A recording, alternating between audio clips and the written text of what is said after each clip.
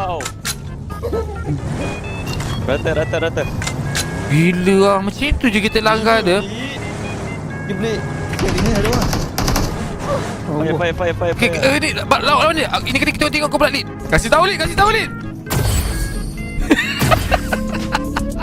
Ya, aku dalam rumah ni lotong. Dia joget Elon. Sabar, Lid. Aku pun tengah berjoget. Aku pun tengah tembak aku joget. Oh. Jalan kan. Okey, baik, Lid. Tu, Lid.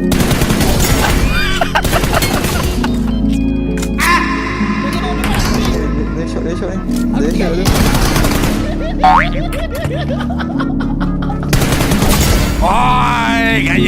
gaya. Dua orang hidup, dua orang stiker kecil ni. Okay, kita buka jap. Buka bumbung. Woi. Ini kalau macam ni kita nak naik kereta.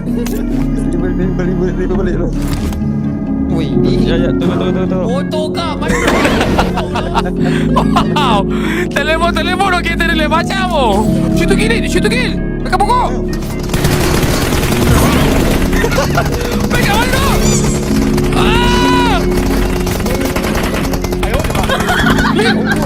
Pakai kulit, dia balik. Macam siau. Aku dah minggu Le, aku nampak kau buat apa tadi, Lid. Sama kau dah. Mana? Kau turun kereta kau peron sampai mati. Kau panik kan? Kita langgar ni pergi mana 20 tu dia? Ke depan itu je. Oi, aku pening tadi, aku tengah tembak orang lepas tu hilang. Tapi tadi Lid kata, aku selamatkan kau lah. Aku tu dia tengah prawn je sebelah aku tadi. Elok je. Pakai gilisu baring dekat atas jalan. Benda. Buka lah gilisu tu. Kat mana tu? Ngam-ngam tunggu depan aku. Kau turun mana tu?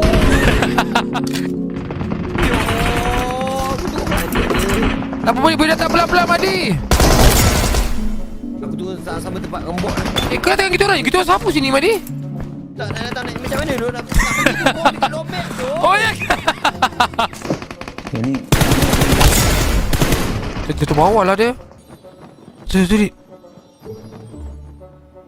Nampak tak, Lid? Hello there. Tembak, Lid.